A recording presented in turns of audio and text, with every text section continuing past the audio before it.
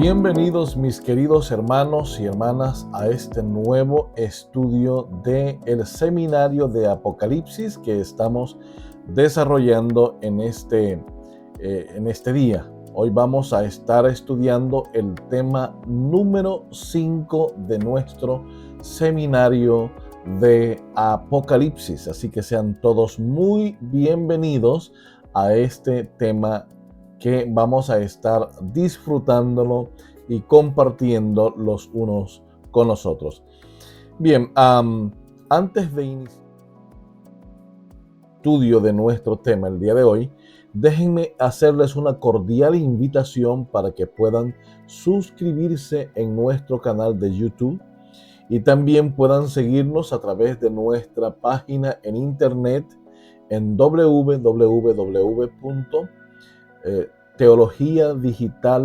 teologiabiblicadigital.org.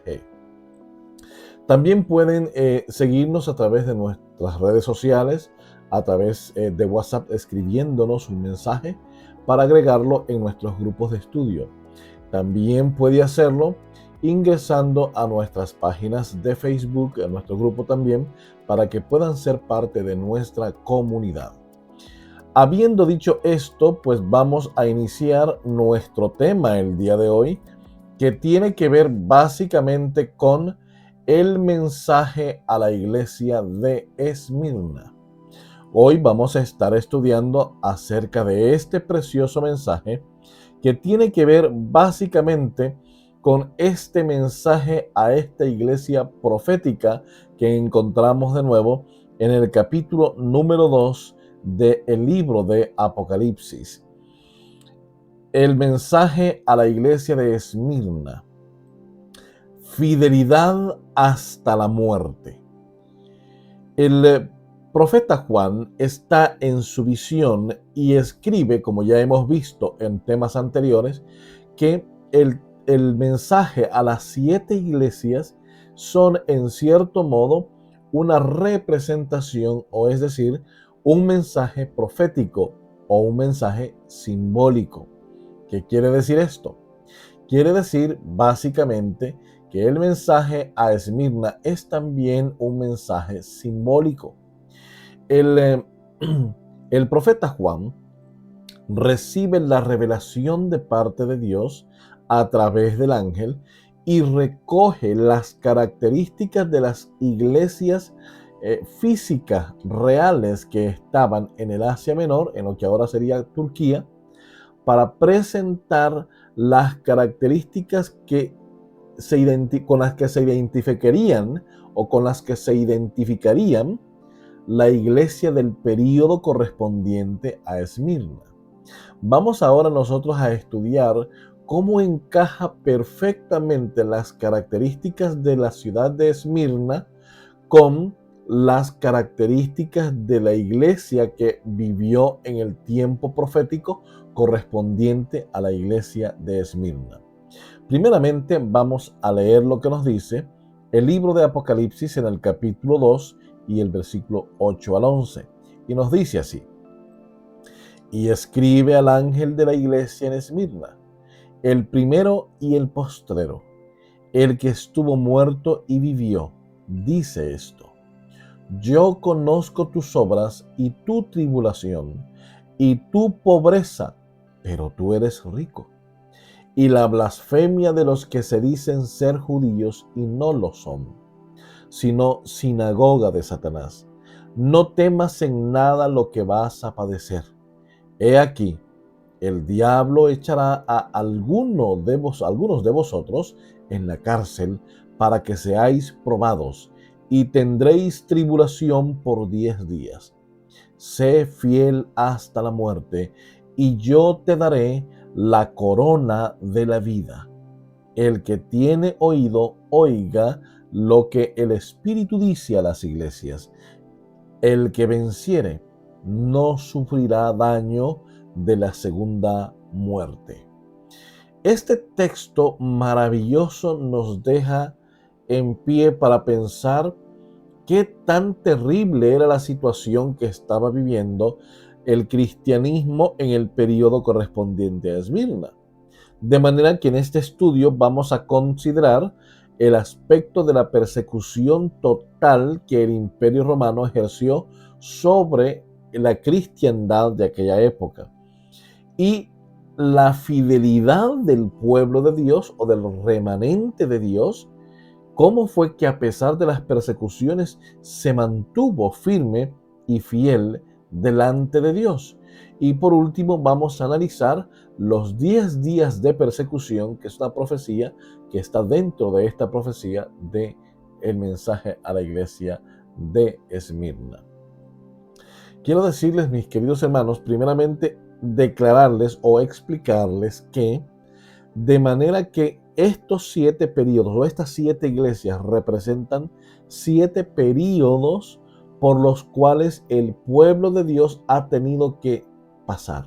Es decir, 7 periodos que nos enseñan cómo la iglesia primitiva se descarrió con el tiempo, pero que también el centro del mensaje de las 7 iglesias es cómo en todo momento siempre hubo un pueblo fiel a Dios, un pueblo remanente que nunca doblegó sus rodillas ante ningún Dios extraño. Bien, el mensaje profético a la iglesia perseguida. Si la primera iglesia representa a la iglesia a la iglesia primitiva que iba del año 31 al año 100 de la era cristiana, con la muerte del último de los apóstoles, que este sería Juan, entonces quiere decir que la siguiente iglesia representada en el capítulo 2 de Apocalipsis debe ser la continuación de la iglesia cristiana a partir del año 100 después de Cristo. Es decir, la iglesia de Esmirna representa a la iglesia que va o que existe, que vive entre el año 100 después de Cristo y el año 313. Ahora, sabemos el año 100, que lo acabo de explicar, por qué es la iglesia cristiana de esa época, porque es la que sigue después de Éfeso, siguiendo el orden que está en el capítulo 2 de Apocalipsis. Pero la pregunta es, ¿por qué el año 313? Ahora vamos a entrar en un poco más de detalles en este periodo. En el tema anterior aprendimos que la persecución de la iglesia comenzó exactamente en el año 31. Después de la muerte y resurrección de Cristo Jesús, la iglesia comenzó a ser perseguida en la medida que iban presentando el mensaje de salvación en diferentes ciudades del Asia Menor. De esa misma manera se iba intensificando la persecución liderada por los de la sinagoga, es decir, por los judíos. El libro de Hechos de los Apóstoles nos presenta cómo el apóstol Pablo llegaba a las ciudades a predicar el mensaje de Jesucristo. Primeramente iba a las sinagogas. Sin embargo, en las sinagogas encontraba muy poca aceptación y mucha oposición, a tal punto que lo corrían, lo expulsaban de las sinagogas. Y no solamente lo expulsaban, sino que lo denunciaban y lo informaban a las autoridades de la ciudad. Estas autoridades, al no ser conocedoras del mensaje del Evangelio, lo primero que creían es que era un alborotador popular. Y lo que hacían enseguida era intentar llevarlo a la cárcel. Muchas de las veces el apóstol Pablo y sus acompañantes terminaron presos en distintas ciudades, algunas veces librados por muy poco de la muerte. Sin embargo, en el año 64 después de Cristo, la iglesia comienza a ser perseguida por parte del imperio, y más adelante vamos a ver las razones por las que esta persecución comenzó a ser ejercida por parte del imperio. Comenzó a perseguir a la iglesia desde el año 64 hasta el año 313 después de Cristo. Prácticamente La iglesia de Esmirna está presentando a la iglesia sufriente, una iglesia perseguida, una iglesia que llevaban a los cristianos a los coliseos para que pudiesen ser devorados por los leones, cristianos que eran amarrados a las hogueras y prendidos con fuego, cristianos que fueron crucificados, y sin embargo, la corona de victoria está garantizada para aquellos que son fieles.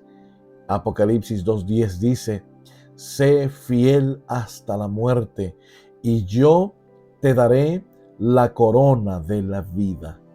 Qué hermoso mensaje encontramos en este pasaje. Vamos a hablar un poco de las características que tenía la ciudad de Esmirna, que coinciden plenamente con las características del cristianismo y de cómo el imperio usó a esta ciudad para oprimir al pueblo de Dios. En primer lugar, déjenme decirles que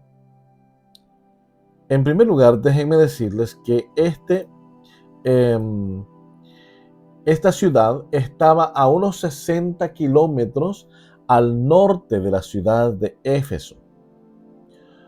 Es decir, cuando vemos las 7 iglesias geográficamente en el Asia Menor, vamos a ver que todas ellas juntas parece formar una especie de candelero o de candelabro. Sí, aquel que estaba en el santuario. ¿Por qué razón? Porque Cristo se mueve en medio del candelero, como vimos en el capítulo 1 de Apocalipsis.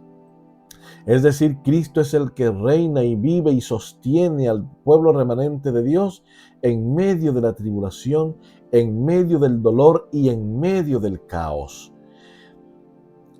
De modo que esta ciudad, Esmirna, era un puerto, una ciudad puerto que había jurado lealtad al imperio romano.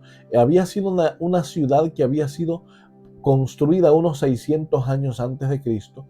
Sin embargo, había sido destruida y reconstruida por los griegos, especialmente por el general Lisímaco, hacia unos 300 años antes de Cristo. De manera que esta era una ciudad destruida y reconstruida, y sin embargo había jurado lealtad al imperio romano. Y miren qué interesante que el nombre Esmirna significa literalmente mirra. Y mirra es un bálsamo que se usaba para aplicarle a los muertos, para embalsamar a los muertos. Esto es tremendamente significativo, porque en esta ciudad se persiguió y se asesinó a tantos cristianos como se pudo. En esta ciudad se erigió también el culto al emperador como lealtad. Se había levantado una estatua del emperador y se le daba culto al emperador. Recuerden ustedes que los emperadores de Roma se creían dioses, por eso se llamaban a sí mismos como sumo pontífice, es decir, eran deidades y debían y exigían ser adorados. Y en algunas ciudades, como Esmirna, no solamente se aceptaba la idea de adorar al emperador como Dios, sino también que se le erigía estatuas imperiales como para ofrecerle culto al emperador. De manera que el texto nos dice que la iglesia era pobre. Sí, era pobre porque no tenía enseres. Era una iglesia perseguida. Los cristianos eran despojados de sus bienes, eran despojados de sus enseres. Les quitaban sus casas, su comida, sus propiedades. Finalmente terminaban siendo acusados injustamente y eran condenados a la muerte, a la hoguera o a los leones, o en algunos casos sencillamente eran sacrificados, eran asesinados. Muy bien, vamos a ver entonces aspectos relacionados con la iglesia perseguida, es decir, la iglesia de Esmirna. En esta iglesia, en esta ciudad de Esmirna, en este periodo del año 100 al año 313 es que comenzaron a interpretar, miren qué interesante, porque la Santa Cena es instituida por Jesús, pero como un símbolo. Pero ya en el siglo I al 3 comienzan a interpretar lo que llegó a conocerse siglos muy posteriores como la transustanciación, es decir, que el vino y el pan que se comía en la Santa Cena era el cuerpo literal de Cristo y la sangre real de Cristo. Y esto fue interpretado como canibalismo, como comer carne humana y tomar sangre humana. Y de esto fueron acusados los cristianos de aquella época, especialmente del primer siglo al cuarto siglo, que corresponde desde el año 100 hasta el año 313. En definitiva, lo que vemos es que en aquella época buscaban la mejor estrategia para vincular al cristianismo con las actividades ilícitas socialmente hablando, para poder ser acusados y llevarlos ante las autoridades, quienes de manera inmediata emitían un dictamen que era casi siempre una condena para la muerte. Otra de las cosas que sucedían aquí en este periodo del año 100 al año 313 después de Cristo es que la gente común confundía la camaradería cristiana como libertinaje. Como en los templos de los dioses paganos, por lo general, se levantaban, habían rituales sexuales, especialmente a la diosa Diana, a la diosa Afrodita de los griegos y demás. Ellos creían que las reuniones como en el aposento alto que los apóstoles sostenían, y que las primeras comunidades cristianas del primer siglo, del segundo, el tercero y cuarto siglo, tenían a veces en las casas de los hermanos en secreto, o en las cuevas, allá en el desierto, allá en las montañas. Esto era considerado como reuniones clandestinas de libertinaje. Así fueron acusados y llevados a la hoguera o al martirio. También a los creyentes de esta época, del año 100 al año 313, los culparon con cargos de ateísmo porque no adoraban a Dios con imágenes, es decir, adoraron al Dios invisible.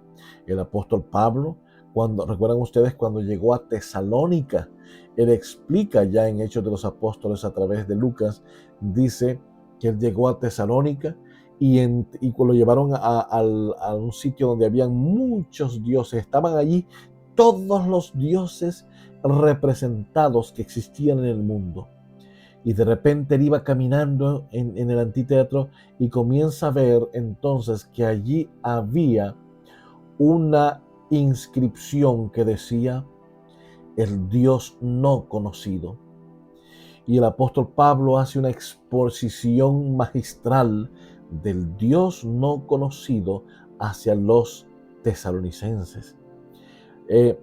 Resulta que esta práctica, la adoración a Dios, al Dios del cielo, al Dios invisible, sin utilizar imágenes, fue considerado una especie de ateísmo. Y esto los llevaba a la crucifixión, a los leones, o simplemente eran llevados a la hoguera como consecuencia.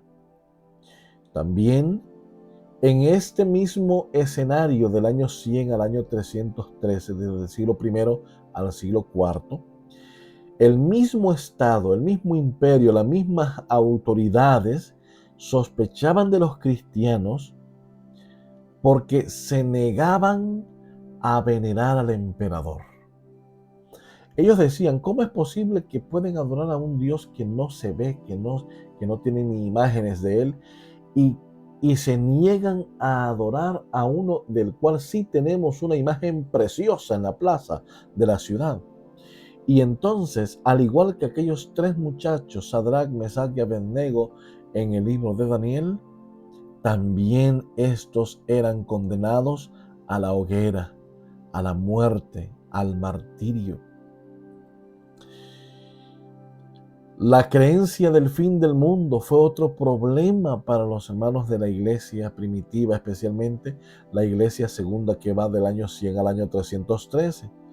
Especialmente aquella creencia, porque ellos predicaban que el fin del mundo sería con fuego. Y este argumento fue explotado por el emperador Nerón, pues fue el que incendió la ciudad de Roma en el año 64 y luego culpó a los cristianos de haber incendiado la ciudad. Y comenzó esa gran persecución que duró 4 siglos, imagínense ustedes. De tal manera que hubo un desprecio generalizado contra los cristianos porque fueron identificados con los judíos, quienes consideraban una religión atrasada y remota. Es decir, que cuando usted iba a cualquier parte del mundo y se identificaba como cristiano, de manera inmediata era rechazado, criticado, mal visto, despreciado, porque era visto como una persona retrógrada, como una persona sin educación, como una persona populista, alborotadora, una persona común, corriente y sin ningún principio. De esa manera era considerado si usted se identificaba como cristiano. Las persecuciones llegaron a proporciones tan alarmantes que el pagano emperador romano Diocleciano, fíjense qué interesante, emitió en el año 303 un edicto para disolver las comunidades cristianas, demoler sus templos y quemar sus libros. Esa es la famosa profecía de la cual vamos a hablar un poco luego, que va del año 303 al 313, y seréis atribulados por 10 días, que dice el texto justo en esta parte. Es decir, la persecución fue progresivamente aumentando desde el primer siglo al segundo siglo, al tercer siglo, y cuando entramos al cuarto siglo, en el 303, la persecución fue todavía mucho más terrible contra el pueblo cristiano de aquella época. Tanto así que muchos declinaban, muchos naufragaban de la fe, se iban de la fe. Pero en este periodo Dios siempre mantuvo a un pueblo fiel, un pueblo leal. Y es aquí donde en el capítulo 2, versículo 8, Cristo se le presenta a los cristianos de esta época. Les dice, el primero y el postrero, el que estuvo muerto y vivió. Es decir, Cristo se le presenta como el primero y el postrero, es decir, cuando todo comenzó, Él ya estaba, y cuando todo termine, Él seguirá existiendo. El que estuvo muerto y el que vivió. En otras palabras, Jesús se le presenta aquí a los creyentes, a los cristianos de Esmirna, a esa iglesia perseguida, se le presenta como el que los entiende, porque también fue perseguido y fue llevado hasta la muerte, y sin embargo vive por los siglos de los siglos para poderles dar la garantía de la victoria. Él nos dice allí en ese pasaje, yo conozco tus obras, nos dice en el pasaje de Esmirna, en el mensaje de Esmirna. Yo conozco tus obras y tu tribulación y tu pobreza, pero tú eres rico. El Señor conocía la persecución. No tenían a veces ni qué comer, no tenían dónde vivir porque habían sido despojados. Pero Dios entiende la aflicción de su pueblo. Por eso es que, mi querido hermano que me escuchas, Cuando tú estás pasando dificultades en tu vida, cuando estás pasando tribulación en tu vida, debes entender una cosa: el Señor te entiende, te comprende, Él sabe lo que estás pasando y dice: yo conozco tus obras y tu tribulación. Tú no eres pobre, tú eres rico, sí, porque la herencia está garantizada. Solo tienes que ser fiel.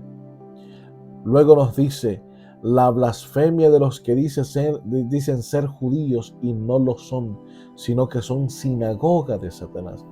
Y aquí es donde se comienza a desplegar un, una, una actividad tras el velo, porque hablamos muy bonito del pueblo leal, del pueblo fiel, pero es que también había un pueblo que no era fiel y que decía ser cristiano. No hay nada más terrible en esta vida que vivir una vida de hipocresía. Y en la iglesia, en el periodo de la iglesia de Esmirna, había mucha hipocresía, porque muchos se hacían a sí mismos cristianos, decían ser fieles a Dios.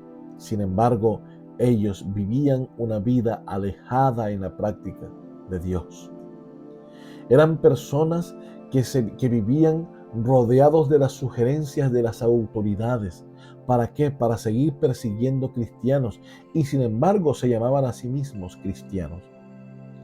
Muchas veces podemos ver esto en nuestras iglesias, como muchas personas dicen ser cristianos, pero sus actos están lejos de demostrarlo. No temas en nada. Antes de ir allí dice, es decir, cuando hablamos de la blasfemia de los que dicen ser judíos y no lo son, hablamos de la hipocresía. Es decir, no hay nada más terrible en esta vida que vivir una vida alejada de Dios y aparentar ser cristianos. Y créanme que muchas veces en la iglesia podemos encontrarnos con mucho de esto. Qué terrible situación. A esto le llama el Señor la sinagoga de Satanás. Aquellos que dicen ser hijos de Dios y no lo son. Los considera blasfemos, porque con su boca dicen una cosa, pero con sus actos demuestran otra. Pero luego el Señor de nuevo comienza y le dice a este pueblo leal: no temas en nada lo que has de padecer. Algunos irán a la cárcel, seréis probados, inclusive muchos de ellos irían a la muerte.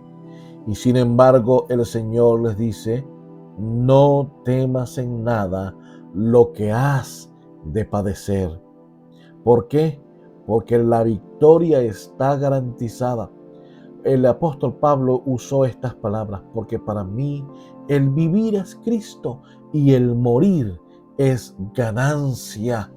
Algunas veces pensamos qué atrocidad la que un cristiano tenga que morir, pero muchos creyentes de esta época de la cual estamos hablando, para ellos morir era un gozo, porque dejarían de sufrir en esta tierra e irían a esperar la mañana gloriosa de la resurrección, cuando Cristo venga por segunda vez. Seréis probados por 10 días, nos dice el texto. Como hemos dicho, el emperador Diocleciano en el año 303 dio un edicto, o emitió un edicto, en el que decía que durante todo ese periodo iban a destruir a todas las iglesias e iban a despojar a todos los cristianos de todo tipo de actividad religiosa y de sus bienes. Esto fueron 10 años. Aquí podemos ver de nuevo, este es un argumento de nuevo para demostrar que las profecías de las 7 iglesias, o el mensaje de las 7 iglesias, son periodos de tiempo. ¿Por qué razón? Porque estos 10 días de persecución terrible comenzó en el año 303 y terminó en el año 313. Dos decretos fueron dados. El primero con Diocleciano cuando comenzó esta persecución en el 303 y luego en el 313 termina esta persecución con el emperador Constantino reconociendo oficialmente al cristianismo y terminan esos 10 años de persecución. Así que por esa razón la profecía dice: no temas en nada lo que vas a padecer. He aquí el diablo echará a algunos de vosotros en la cárcel para que seáis probados y tendréis tribulación por 10 días. La historia nos cuenta que estos 10 años fueron las persecuciones más atroces del imperio contra la iglesia cristiana. La gran mayoría de cristianos sucumbieron a la persecución. Muchos maldijeron a Cristo. Policarpo es uno de los ejemplos vivos de las persecuciones imperiales contra la iglesia cristiana primitiva. Sí, este hombre fue perseguido, fue llevado, fue intentando a ser convencido para que maldijera a Cristo. Y él dijo: durante más de 80 años le he servido a mi Señor. Él nunca me ha hecho nada. ¿Cómo yo pues voy a hacerle algo al que solamente me amó? Y esto es impresionante. Por eso es que nos dice: no temáis en nada lo que vas a padecer. He aquí, el diablo echará a alguno de vosotros en la cárcel para que seáis probados, y tendréis tribulación por 10 días. Mis queridos amigos, la garantía de la victoria está asegurada. La garantía de la victoria está asegurada. Y de eso debemos entenderlo bien. La garantía de la victoria está asegurada. Nos dice el capítulo 2, versículo 10. Sé fiel hasta la muerte, y yo te daré la corona de la vida. Qué impresionante texto este. Mis queridos amigos, la promesa que fue hecha a la iglesia de Esmirna es también para nosotros hoy. El Señor nos promete la corona de justicia y de victoria otorgada solo a quienes se mantengan firmes y fieles a los mandamientos de Dios. La pregunta que tenemos que hacernos: ¿cómo influye todo esto en mi vida espiritual? El sufrimiento y la persecución de la iglesia en el período de Esmirna nos recuerda que en esta vida no importa las angustias que vivamos, no importa las persecuciones a las que seamos sometidos, si somos fieles a Dios y a los mandamientos del Señor, obtendremos la corona de victoria. Por eso es que debemos ahora decirle: Señor, hazme fiel aún en la prueba y en el dolor. Como dice el apóstol Pablo, los padecimientos del tiempo presente no son comparables con la gloria venidera. Qué maravilloso, mis queridos hermanos, es creer que el Señor Jesús nos ha otorgado la victoria por medio de su sacrificio. Y hoy nosotros, a pesar de todo lo que el enemigo quiera hacernos, Él nos dice que seamos fieles hasta la muerte. La fidelidad a Dios es la garantía de nuestra salvación, es la garantía de que Él nos ha salvado y nos dará la corona de la vida. En aquel periodo hubo un pueblo siempre fiel. En aquel momento hubo un remanente que se mantuvo leal y fiel a Dios. Hoy de nuevo, el Señor espera que tú y yo seamos fieles a sus mandamientos, porque en el tiempo que vivimos, solamente nuestra fidelidad podrá ayudarnos a reflejar que hemos sido salvados y apartados por el Señor Jesús para poder esperarle por segunda vez y ser llevados a puerto seguro. La iglesia de Esmirna pasó por muchos sacrificios, por mucha tribulación, y hoy tú también pasas por mucha tribulación. Sin embargo, la Biblia nos dice a través de la profecía que muy pronto de nuevo habrá una tribulación cual nunca fue desde que existe gente hasta entonces. ¿Estás preparado para poder serle fiel en ese momento? Pues entonces acerquémonos confiadamente al Señor y pidámosle que nos ayude a ser fieles en todo momento. Que el Señor te bendiga en gran manera y nos vemos en nuestro siguiente tema de nuestro seminario de Apocalipsis. Hasta entonces.